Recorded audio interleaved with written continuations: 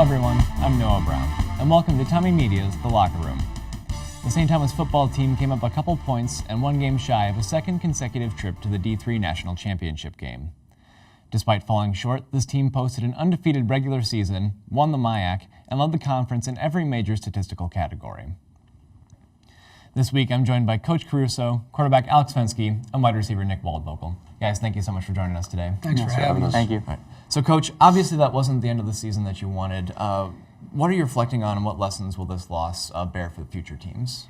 I think some of those things we'll probably see in the next weeks. And frankly, some of those things we're not going to see until next year and maybe years after that. One of the things I'm very proud of our players, and predominantly our 26 seniors that are pretty amazing young men, is the legacy that's left. And, whether you win 7 games or 12 games or 15 games, at some point, that's all going to come to an end. Absolutely sad that it came to an end last weekend.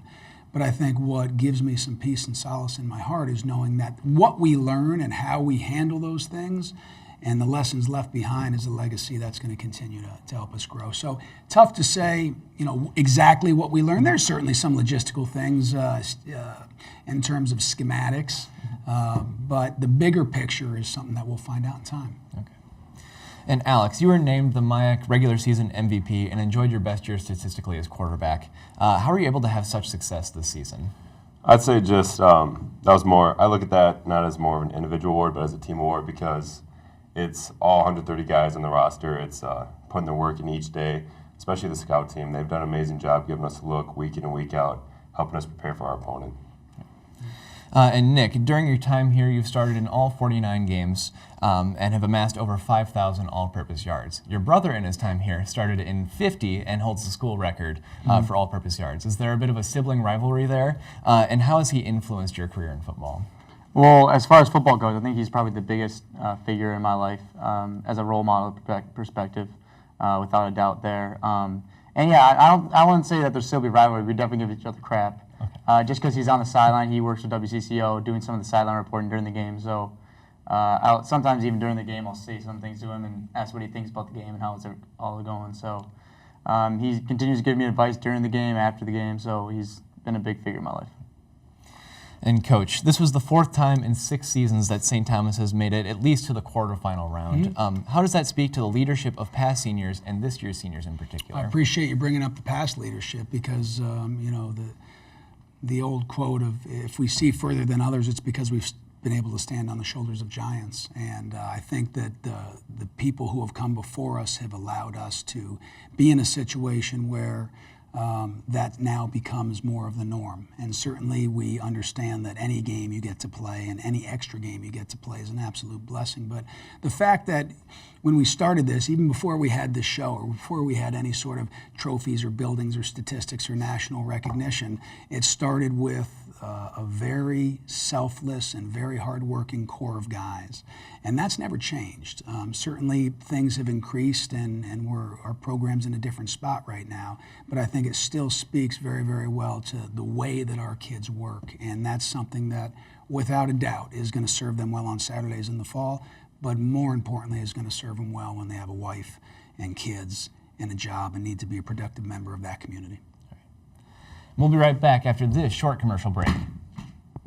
Barbers learn the traditional techniques of barbering. We utilize straight edge razors. We do a lot of clipper cuts, a lot of tapering, fading. I've been in this location for 12 years. I have clients that have been cutting their hair since they were 4 years old. Get to have conversations with these kids, and it keeps me on my toes. And now it's time for this week's fan question. Coach Alex and Nick, sophomore Sam Shea wants to know, what was your favorite part throughout this entire season? You're not going to like the answer because it's not as concrete, but it's the process. That's exactly what I love. I know people want to hear something like, well, a rivalry game where you beat St. John's for the 4th time in a row up at their place, or a huge win versus Bethel that led us to a playoff run and all those types of things, or the win at Concordia. I get that that's what they want to hear, but really what I love the most is the process and the fact that we enjoy those wins. But I know that our team is who we are and our culture is what it is because of the way that we handle difficult times. And so if I'm going to embrace those moments where 12,000 people cheer, whatever it might be, we also have to embrace the moments when we're not at our best. And so for that reason, truthfully, it's all good. It's pretty hard to say because there's just so many, but I'd say just all the bonds and the friendships that were made between teammates and stuff. I'd say progressively getting better each week from where we were Eau Claire week to the end of the season. I think we got a lot better, and I'm really proud of the guys for the work they put in. Yeah, I could split this up into a couple ways. The first one, if you're going to look at a single play, I would probably say Winter's block punt on Saturday was really, really cool, just because of the way that we fought back and the adversity that we faced in the first half, and then responding the way we did, and always coming back and never backing down from a challenge. So that was really cool. But honestly, the thing that I'm going to miss most is in the offensive meeting room with Coach Killian, and just running over Wednesday's practice and being able to make corrections, and just the stupid stuff that happens in that locker room when we just are messing around. I mean, that's what I'm going to miss the most, I think. If you have a fan question, tweet it to @TommyMedia. That's all the time we have for today on this edition of The Locker Room. Thank you guys so much for coming in. Appreciate you. Thank you. All right. Be sure to check TommyMedia.com for the latest campus news.